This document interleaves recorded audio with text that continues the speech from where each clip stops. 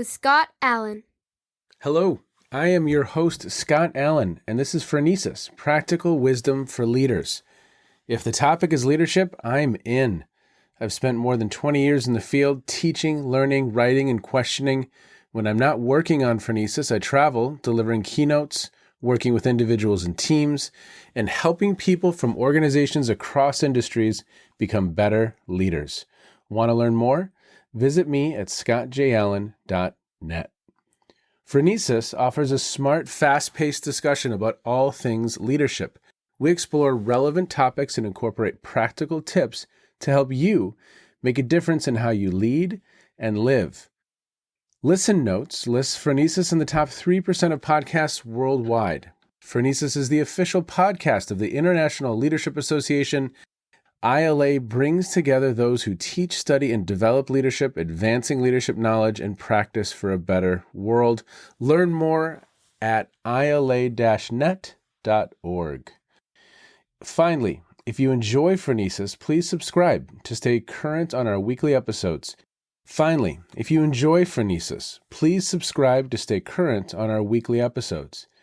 you find an episode that resonates, please share it with your colleagues and friends. And if you want more content, subscribe to my newsletter, The Leader's Edge. The link is in the show notes. As always, thanks for listening. And now, here's today's show. Okay, everybody, welcome to the Phronesis podcast. Thank you so much for checking in wherever you are in the world. It's a special day for a couple reasons. First, I have Christina. I'm going to introduce you to her in a second.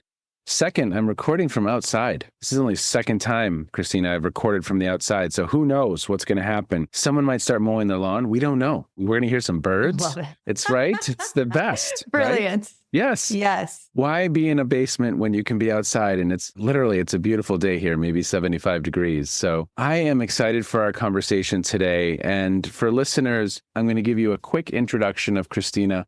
I have Christina Helena. And she is a speaker, writer, performer, and coach based in New York City. She is redefining and modernizing the stigma behind trauma and pain with one simple thought: your scar is the sexiest thing about you. At 19 years old, she became one of the youngest pancreatic cancer survivors, and 4 months later, she graduated with her bachelor's degree in communication arts. With a 13-inch scar across her abdomen, Christina knows the physical and emotional toll that our scars have on our self-worth and ability to love ourselves. Given 6 months to live, Christina asked herself, what do you want more, your potential or to run away from the pain? Christina trained at LAMDA, the London Academy of Music and Drama, where she earned a Master of Fine Arts in Classical Performance. A couple years later, she studied philosophy and theology, earning a Master's of Science in Consciousness Studies. An aspirational force, playwright, and classically trained performer, her autobiographical solo show, Scar, is currently in development for an off-Broadway production to be directed by the award-winning director Larry Moss.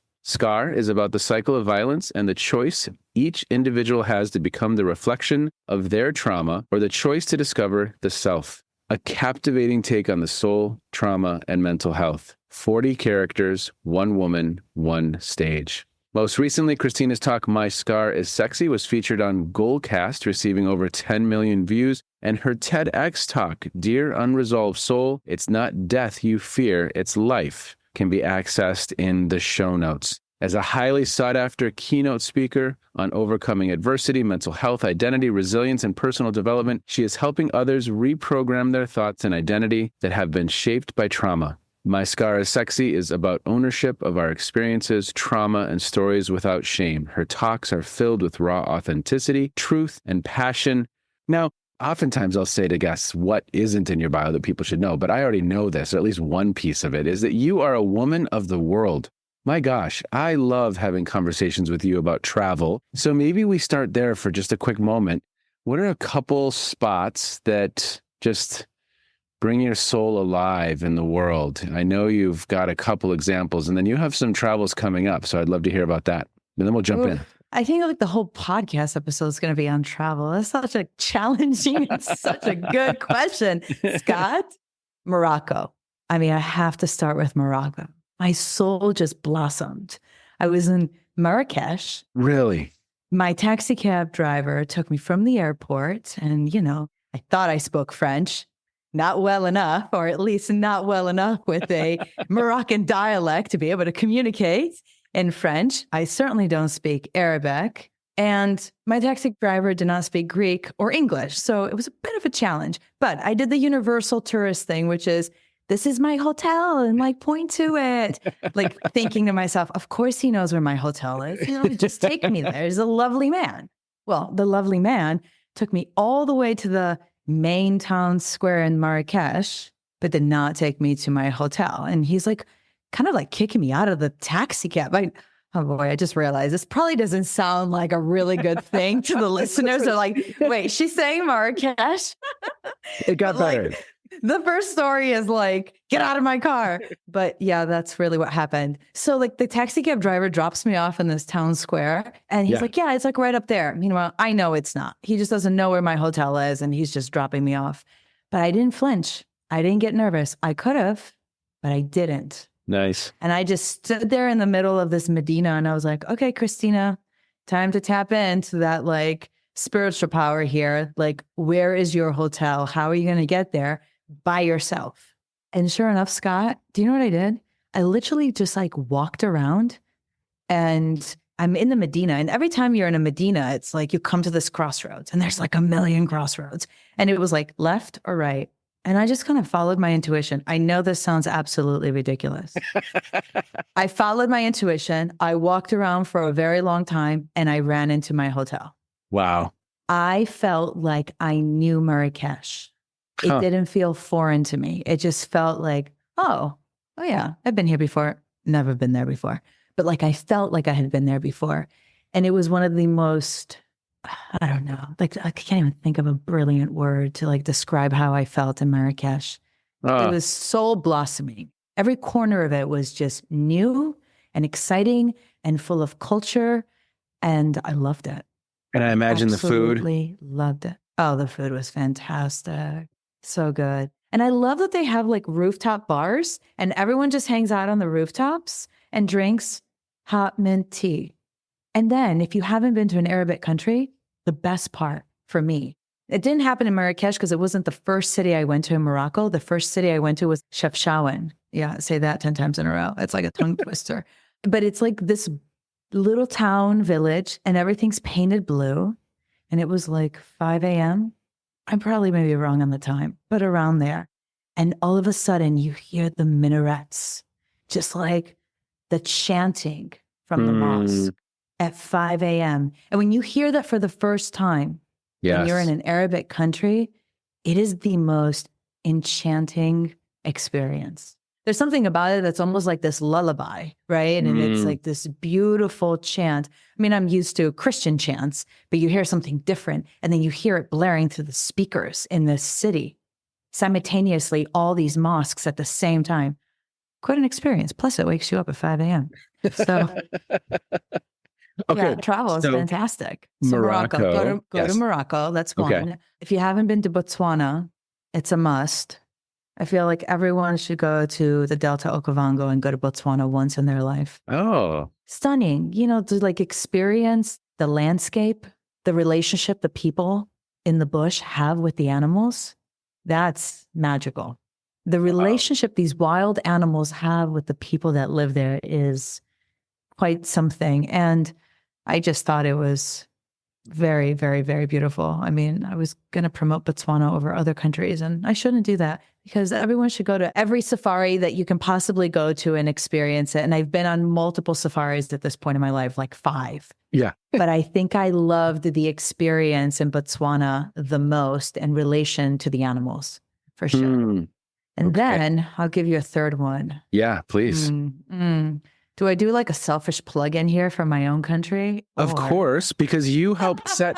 No, seriously, for listeners, Christina hooked my family up with some just incredible places to visit in Greece. And just sitting in Meteora, and it was just a magical evening that we had, and a couple days actually in Meteora. And, so no, yes, please do the shameless plug. We ended up in Zakynthos, but not in Corfu yet. I'm going to Zakynthos this summer. Really? Super excited. Yeah, trip is planned. If you haven't been to Greece, it's a must. And I feel it's one of those countries you should experience once a decade So every time like you move into a new decade of your life, I feel people should go to Greece because you can have the teenage experience and go out and party every night, all night. You can have like the 22-year-old experience, out till 6 in the morning at the clubs and sleeping till probably 12 and then going to the beach till 5 and skipping dinner and just getting drunk on ouzo. Cool. All right. Do that in your 20s. And then in your 30s, maybe you'll want to do something different, like something more chill and enjoy some beautiful dinners and I don't know, see a museum. Yeah, they do exist in Greece. Oh, they're incredible in Greece. They are incredible. They don't get as much attention as the beaches do and the beach clubs do, but they are in Greece. And, as time goes on and it's a kid-friendly country, I tell everyone it's a kid-friendly country. It was incredible. You can take your kids everywhere. Yes. I don't know. Do we have age limits on things? If we do, nobody knows what they are. So what that means is like, you can take your kids out to the bar. It's fine. You can take them to restaurants. It's not one of those things, get your kids home by 10. No, Greece is not like that. Not one bit. So it's just like, it's cool. It's flexible. It's easy. It's fun. It was, oh my gosh. I mean, it had everything because our girls were so into mythology. They had studied that in school recently. So that was fun. And so the history and the Acropolis, and I mean, that was just, of course, that was incredible. But then the beaches and the swimming and the blues were just incredible. And then, of course, the history in Meteora, obviously a UNESCO World Heritage Site. So it just kept giving. The food was incredible. It was affordable. I can go on and on. So yes, I think you very much should be sure to plug your own country. And Corfu is where you grew up. It is. It has gone crazy with tourism ever since that TV series came out. The Durrells. Seen it on PBS? I haven't, no. Oh, it's so cute. It's so cute. It's about this British family who moved to Greece early 1900s and they lived there and what that experience was like for them. But PBS decided to do a 4-season series on it. And it's cute. It's just cute. But it features Corfu and its beauty in such a way that, it was literally like a Disney movie booming the next year. Everybody wanted to do Durrell tours and go to the Durrell house and go to the Durrell restaurant. It's like, oh my God. I'm having images of like Downton Abbey with England now. Yes. Kind of. Yeah. Okay. Like rustic, the rustic version of that. Well, okay. So not only are you a woman of the external world, you are so well traveled and you love to explore, but you are also an explorer of the internal world. And let's go there. Let's have that conversation. What's on your mind in recent times as you think about just personal growth, development? I had this fascinating conversation the other day, Christina, with Amy Elizabeth Fox, and she runs an organization called Mobius. And listeners, please check out that episode with Amy Elizabeth Fox. And we were talking about leaders needing to be performance ready. That was the phrasing she was using, that she has a lot of leaders coming to her who are exhausted. Just what's being asked of them is Herculean. It's too much and they're exhausted, they're stressed. And she said at one point, just even creating a space where they can pause and relax and breathe, she thinks they've won. And she also does a lot of work in, trauma-informed coaching and, this kind of concept of leaders bring their full selves to the role. And if my full self is not in a good place, or if my full self has not gone through some of that personal exploration, well, that can impact my ability to lead others. So I know that you're passionate about this inner work as well. So what have you been thinking about recently? What's been on your mind as you engage with organizations, engage with others? What are you thinking about recently? This is such a good question. I mean, so much is in this brain of mine. And I think about, the thing I have been thinking about lately, and it's mostly in me, because I feel like I'm probably the best test subject for myself. I'm just like trying stuff out on me here. James Hillman wrote about the inner daemon. And sometimes I feel like I have to explain this, right? Like, I don't mean demon. We're not our inner demons, even though we all have them. This is daemon, not demon. Yeah. Yeah, daemon, D-A-E. And the way that I understand what James is trying to say is like this inner pulse. Some will call it intuition. Some will call it spirit. Some will call it your soul. Call it whatever works for you. I love it. Any definition that works well for you, go for it. And it's like, I tend to feel this, like, it comes off in agitation at first. I'm working and all of a sudden my work doesn't excite me as much, or a specific project doesn't excite me as much, or a specific task. I'm like, that feeling, dreading it, right? Yeah. Which Yeah. I suspect is what most leaders feel like. What Hmm. most people who have a job feel like. At least that's been my experience as well with talking with people who Sure. have roles in the corporate world. And when I start to notice that in me, it's like the 4-year itch to do something drastically different. And I've been feeling it right now. Hmm. I've been feeling it right now. And I've been like, oh, this is interesting. I'm curious about this. I'm really curious about this. Nothing's stimulating me. Well, why is it not stimulating you? Is it because you're maybe overworked? Maybe the work is just not aligned with your creativity? Is it that you're too tired? What is it? What is Yeah. it, right? And I stay curious. I stay curious because sometimes people are overexhausted and hate their job. It's not the job. They're just exhausted. So for me, it's like really tuning in, because it's so easy to subscribe what's going on to something exoteric, something like, I hate my job.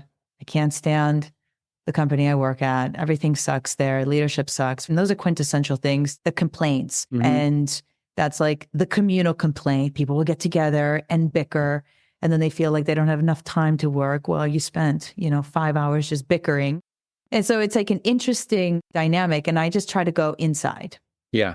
And I always try to just take the approach of self-responsibility. Like, okay, if I'm not happy in this situation, whether it's a project, whether it's a role, a job, a relationship, well, I chose it. So if you're going to choose it, you have 2 options. 1, do it and stop complaining about it, or stop doing it and find something different. But that in between of staying in it and suffering, but then complaining about the suffering, that I can't deal with. Yeah. That for me is very difficult to subscribe to. And that's why I feel like I push myself out of these patterns. Well, what you're saying is totally resonating for me. I had a similar feeling. So I've been in academia for 17 years, and just as a full-time professor in a university. And probably the last couple years, maybe even 3, I started to notice that the enthusiasm was less authentic, was less just unbridled, me showing up excited. And I had to pay attention to that. I had to kind of explore that a little bit. And of course, it's easy to externalize it. Well, it's because of this and because of that and because of another thing. But it was really, where's my energy? And I love your phrasing of getting curious about that and exploring that. And I had a lot of conversations with mentors, with psychologists, with my wife, just over the last few years, exploring that.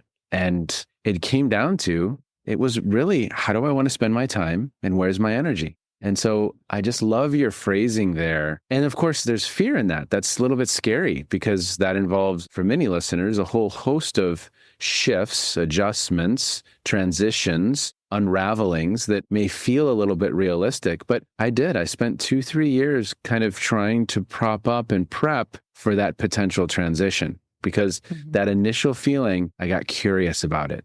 And it sounds like you're in that space right now of, okay, I'm curious. And I want to feel, and I know you are this way as well, I want to be in a place where I feel excited, enthusiastic, that I'm learning, that there's a mountain in front of me to climb and new places to grow. And I didn't feel like I was growing potentially. 100%. For me, it's about this. I'm just curious about the evolution of my soul and where we're going to get to when we reach our mortal death. Wow. I love that phrasing.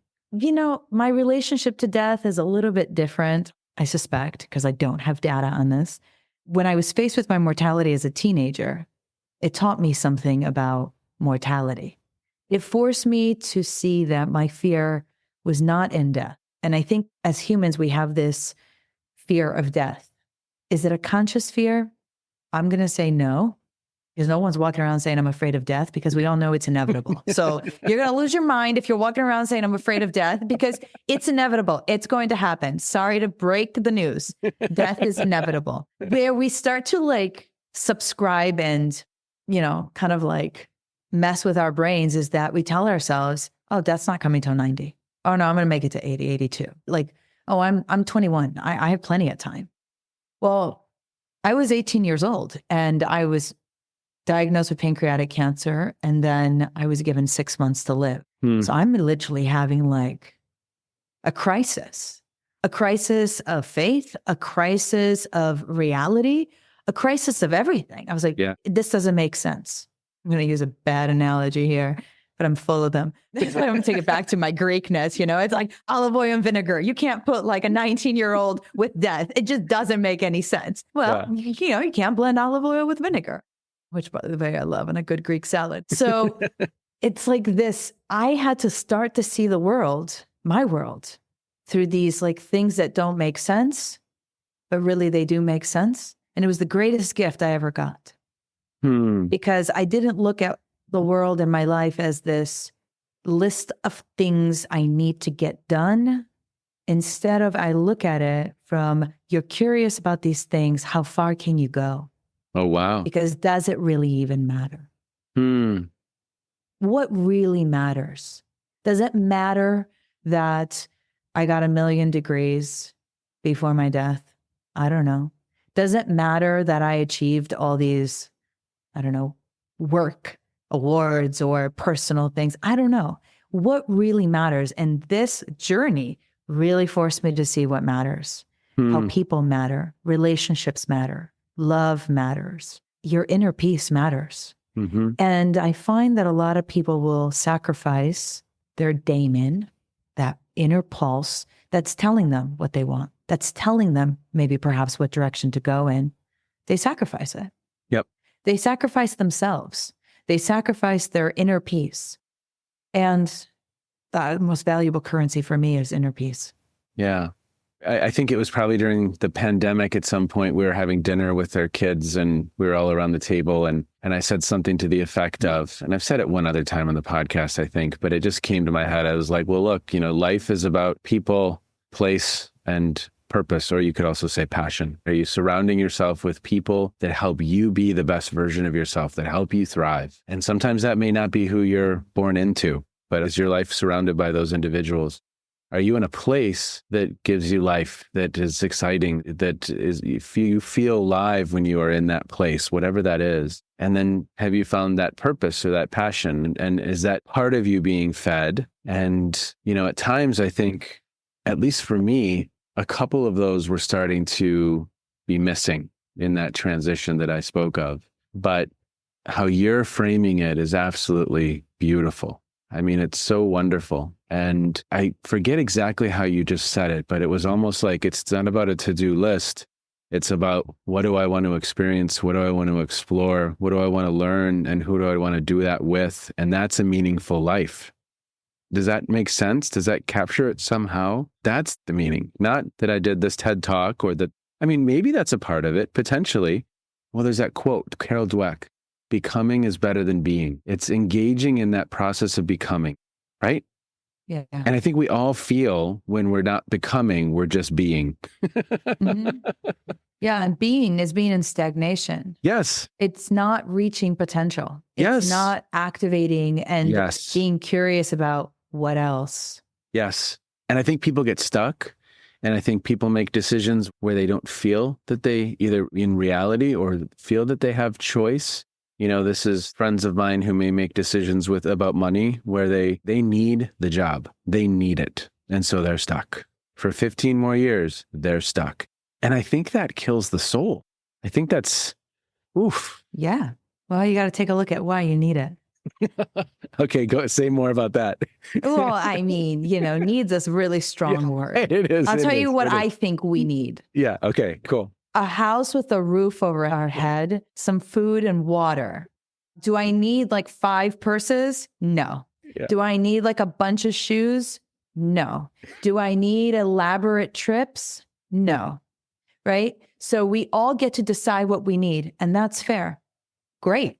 But when someone decides to stay in a role to stay in a job, let's just use that as an example, right? Because we've been talking about staying in a particular job that they don't necessarily love, but they're just staying in it for the money, which can I dare to say that that's pretty common? I would assume so. Let's just both go out on the ledge and say, yes, that's probably fairly common. Okay. Well, what kind of lifestyle are we trying to keep up that we need the job versus maybe making some changes? Like, I just feel that sacrificing your soul, sacrificing your happiness, sacrificing that inner peace is not worth any material object that sometimes leads our decision making.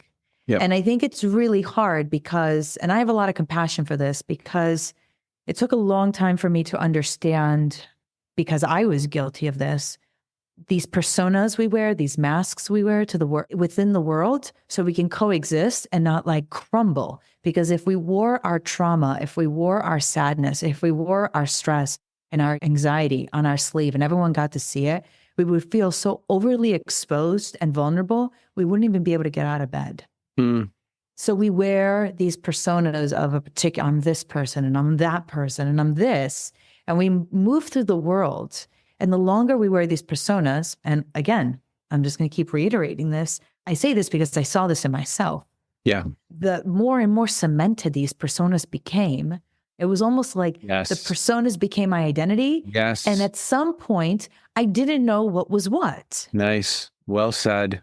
Profound. So the personas only came out of my need to hide who I was, not because who I was bad, but who I was hurt.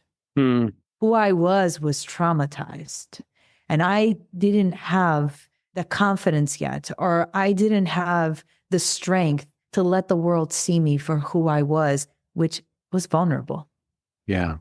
And that took a lot of time to deconstruct. And I realized that, again, I'm telling you, 19 years old was like the hardest year of my life, but the best year of my life. Because I had this little moment at 19 years old where my boyfriend at the time said something that wasn't very nice. And I'm just going to disclaimer, I have no hard feelings over this comment. Yeah. I'm actually glad I heard this comment. And the comment, from his perspective, I'm sure, I don't know, but I'm sure came out of his fear and our inability as teenagers to handle me facing my mortality, which inadvertently made him face his mortality. But at the time, he was so desperate to not lose me, or really to not lose himself within this experience that I was going through of facing my mortality, having 6 months to live, the reality that I could die, that when I did survive, he just wanted to like hold on. And when I, didn't want to get married at 19 years old and felt I was too young and felt I had a lot of things to kind of move through here before I consider marriage, he said, well, you have to marry me. Who's going to love you with a 13-inch scar across your body? Mm. Who is going to love me with a 13-inch scar across my body? And that was a thought that had never gone through my mind until he said it. And the first thought I had was, he's right. Who is going to love me with a 13-inch scar across my body? And then the second thought I had, it was kind of like, the angel and the devil on your shoulder kind of going back and forth. The second thought was like, oh, hold on a second here, Christina. Hold on, sister. No. What do you mean? You believe him? It was like I left my body, I disassociated, and I was like watching me go back and forth. And that was the first glimpse I had of who I was and who I was pretending to be was different. Mm. And I felt it in such a powerful way that I knew if I didn't confront this duality that I was experiencing within myself, I was going to be in a lot of serious trouble, because for the rest of my life, I would make decisions that didn't make me happy because I would make decisions from a place to hide what I wanted to hide. We all have things we want to hide, painful things we've been through. And I feel like there's not a single person in the world that gets through life unscathed. We're all born, we all die. In between, I sure hope people have a lot of laughs, but it's impossible to get through that in-between phase without having some hurts. Yeah. Well, I'm processing what you just said. And it's beautifully framed. And I love the awareness in the moment of your own processing of what's happening there. Would you talk a little bit more about that? You said the angel and the devil.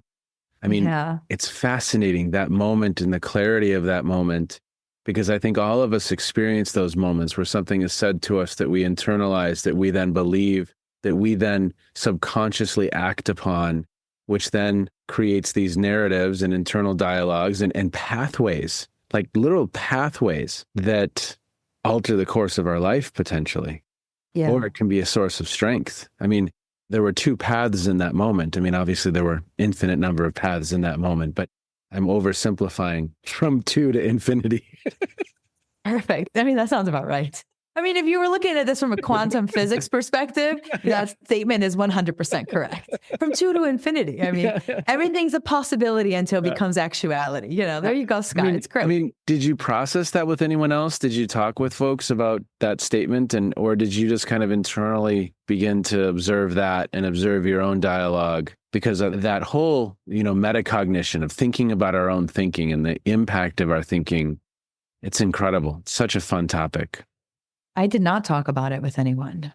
And for whatever reason, I was wired in a particular way to kind of be in my head a lot. I think a lot. I'm curious a lot. It was an aspect of me that I feel was shaped at a really young age when I was living in Greece. And I've been encouraged since I was a young child to follow my intuition, follow impulses. And I'm always curious about thoughts. Or if something comes up, I'm like, well, why did you think that? And it was in that moment that I understood that even though somebody has an opinion about you, it doesn't become your opinion about you until you subscribe to it. And if you have that same opinion as somebody else, that is because you made a choice to believe it. And that is a choice. That is a choice to believe something. That is a choice to stop believing in something. And I'm really fascinated with self-responsibility because I think when we tap into self-responsibility in a way that absolutely everything I think, absolutely everything I say, absolutely, dare I say, even things I go through are 100% my responsibility. Now, here's where I'm going to give a disclaimer. There are moments where people are in positions where things are happening to them and they're not responsible. A car accident, cancer. And I agree. You're not responsible if the cancer happened. Well, I mean, you could argue that if you're not eating healthy and not living a healthy life, but that's another conversation and I'm not a doctor. My point, these things can happen to you. And I always say, I'm not responsible for maybe some things that did happen, but I am responsible for keeping them alive. I am responsible for victimizing in my head and every single day feeling, oh, poor me, or that was horrible and my life can't get better because this and this happened to me. Every single day I make the choice to be a victim or not. And that's where I feel self-responsibility is really powerful in shaping your identity. And once we are brave enough, and I do mean brave because it was probably the most courageous thing I ever did to face myself, much more so courageous than kind of like saying, okay, 40% chance of dying on the table here, but I'm going to go through and have a Whipple surgery. And yes, you can remove 5 of my organs completely or partially to try and save my life. That choice as a 19-year-old, not knowing if I was going to wake up from the surgery to save my life, was less gutsy than the courage it took for me to see myself.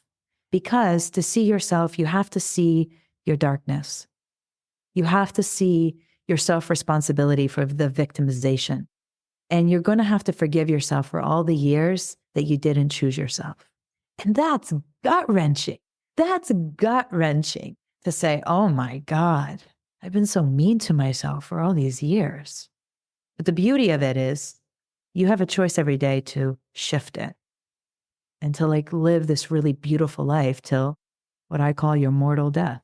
Well, and that then is the source of the my scar is sexy. What that represents is reframed. My scar is sexy came out of my understanding of how powerful shame is and how powerful the experience of shame, the power it has to curate and decide who you are. If you let your trauma and your shame decide who you are, I can dare to say that you'll never discover who you truly are.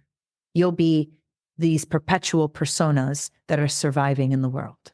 And when I was able to confront my shame, I started to shift and change in ways that I was like a complete stranger to myself. I truly was having like an identity crisis. And I went through a couple of them where I was like, oh my gosh, I have no idea who I am, but things that I wanted to do or things that I would do, like, always cracking jokes and making sure that everybody was laughing around me. I stopped doing it. I could care less about cracking jokes and making everyone around me have a good time because I was just so consumed with kind of investigating myself. I just became so curious about why I was allowing shame to control my life. And I realized that cracking jokes at that time in my life was a coping mechanism. It was a mechanism to keep people a little far away, don't get too close, so you don't really figure out who I really am. But let me just crack some jokes so you just stay far, and I'm going to make it bright, funny, and shiny here for you so you don't go digging and figure out that I actually have shame. I actually don't like myself.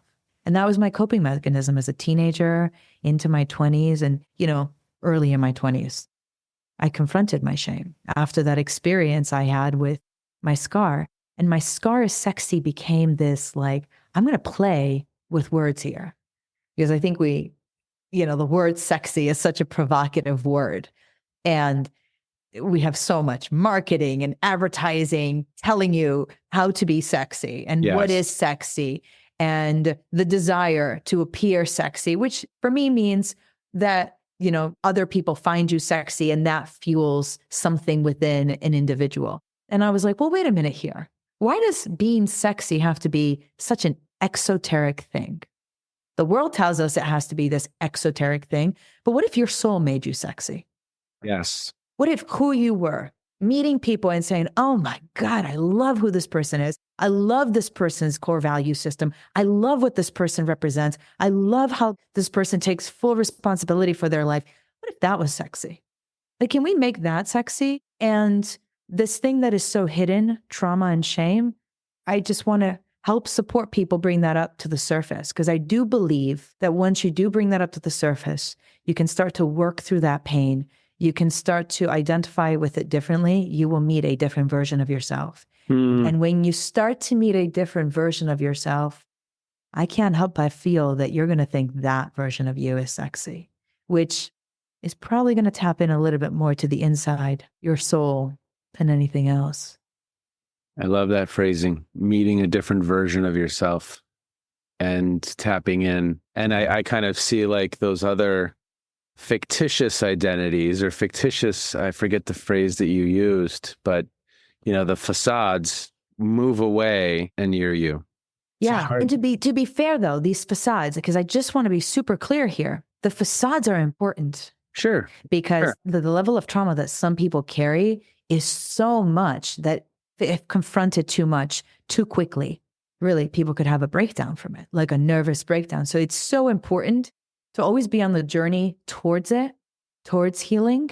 And that goes back to the quote you were talking about with the difference between becoming and being. Yeah. Right. If you're just being, there's a stagnation to it.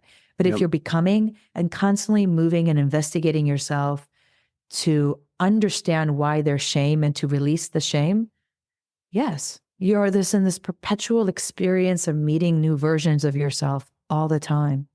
But if you're in the other world where those narratives have a grip, it's a hard place to be. And your potential, I'm not saying is lost, but again, you may not meet that new version or that more authentic version, or however we want to phrase that version of you that thrives, that is living into why you're here, what you're supposed to do. And Christina, you put that individual in a position of authority then. And that's where it comes back to leadership for me.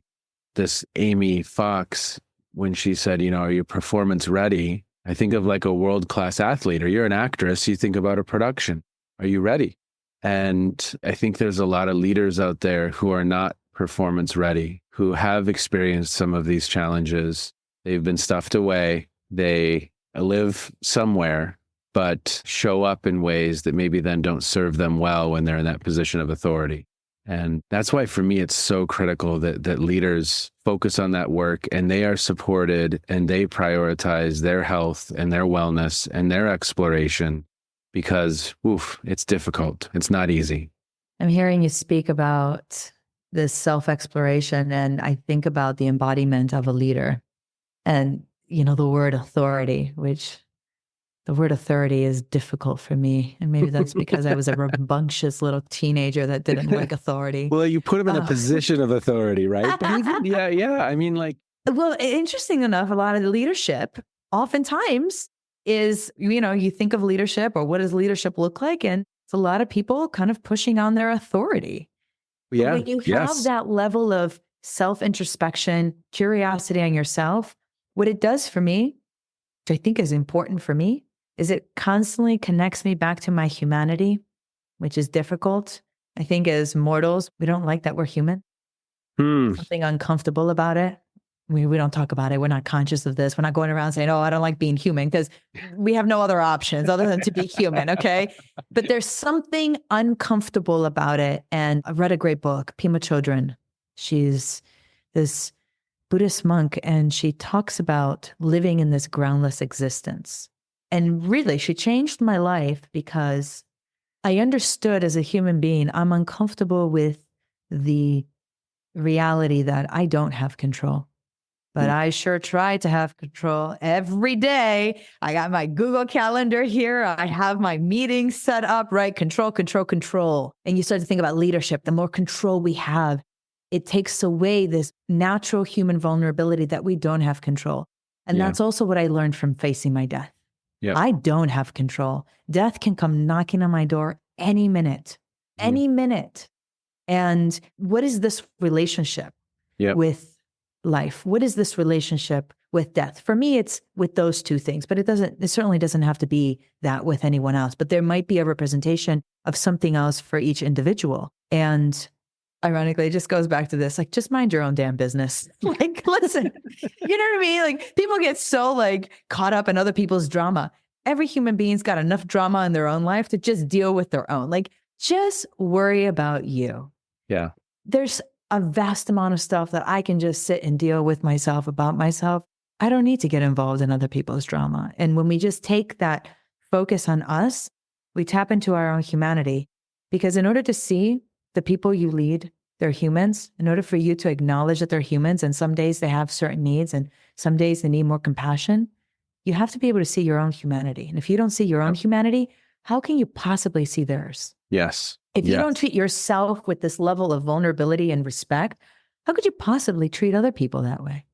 Yeah. And I think there's a lot of folks out there who have a lot of armor and, they don't accept the humanity in themselves. Again, they haven't done that work or done that exploration. And then to your point about vulnerability, I mean, the complexity right now that leaders are facing, you have to be vulnerable. You have to be able to look at the team and say, I have no idea what we should do. What do you all think? Because no one's ever experienced a pandemic, at least in the last 100 years. No one has experienced digitization and globalization to the level that we have. You can't go to some expert and get the answer. You have to model that vulnerability. And if you can't model that vulnerability, you're on an island. Like, literally, that for me is the first indicator that you're going down. If you can't model that vulnerability and say, I don't have it all figured out. I don't know. What do you think? But so many people construct leader as the person who's the authority, has the answers, can identify the 6 steps to get us out of this. And I think that's, it's a recipe for not going good places. We've moved into a whole new world. And I agree with you. Yeah. Because, the old world was this hierarchy, which really comes from this post-war era. Mm-hmm. And we're no longer like that. But in order to be vulnerable, certainly in front of colleagues, in a leadership position, in a leadership style, one has to be vulnerable with themselves. And that can be way too scary, because what you're saying is you can no longer be good at your job until you're good at being you. Yeah.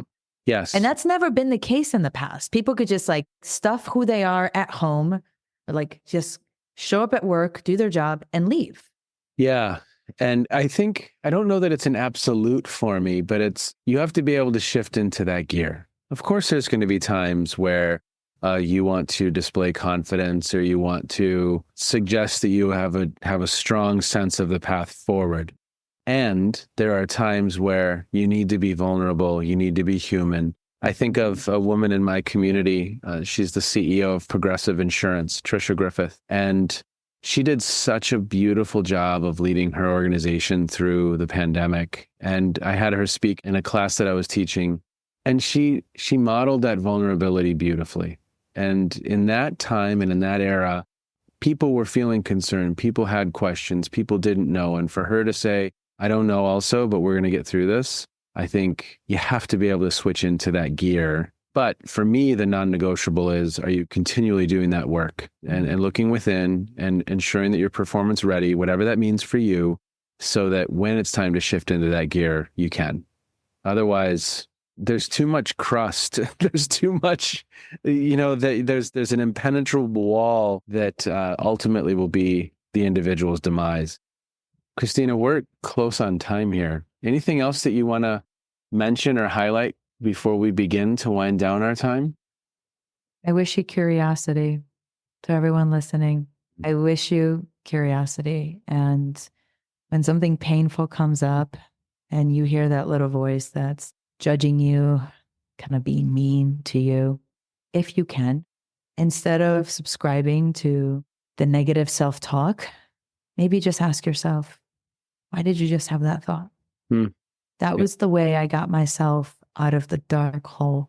And it took me many years of just asking myself, why did you have that thought? And then again, why did you have that thought? And then why did you have that answer and why that thought? And I have to tell you, Scott, it came down to like 3 or 4 things every time. Wow. And that's how I was able to understand, and to use your words, what had a grip on me. Yeah. And when I started to see how this vast amount of thoughts, opinions, and like versions of me were all rooted back down to like 2 or 3 things, it's like this funnel. I went right down. Like, oh, there you have it, Christina. There's your answer. That right there is what needs to be healed, transformed, and moved into, forgive the pun, a sexy scar. Well, because I knew that at that point, I would just like, nothing would control me. Exactly. I mean, I think that's where we end, because that was just beautifully said. Beautifully said.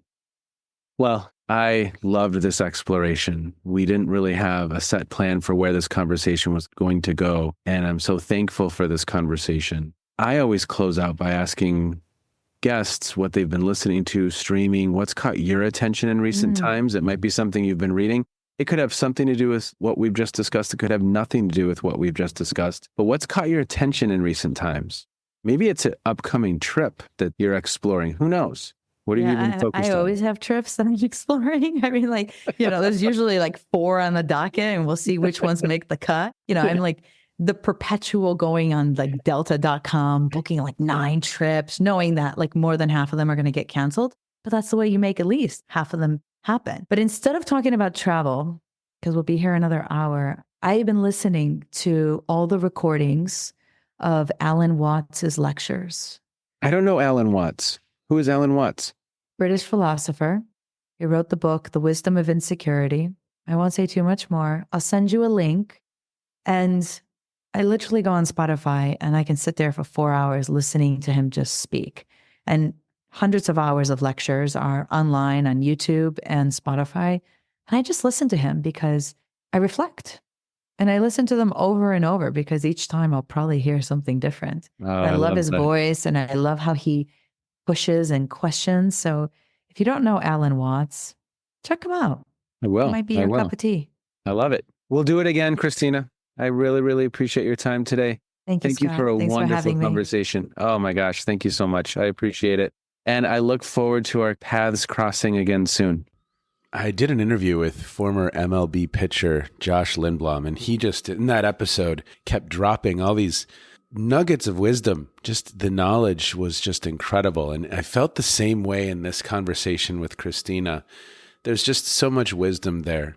And for me, when I think about this conversation, obviously she is exploring externally and she is exploring internally. And I think that's probably 2 activities of great leaders. But the thing that's going to stick with me is this metacognition, this observation of her own thoughts. Why did you just have that thought? Powerful question, important question, and a question for each one of us that I think can take us to really powerful new places. Why did you just have that thought? As always, thank you so much for checking in. Take care. Be well. If you like what we're doing, share it with others. Have a great day, you all. You have just finished another episode of Practical Wisdom for Leaders with Scott Allen. To contact me, visit scottjallen.net or send me a note at scott@scottjallen.net. I'm also on LinkedIn, so let's connect. If you have feedback, I'd love to hear it. And as always, thank you so much for listening. And now here's my daughter, Emily, with the outro.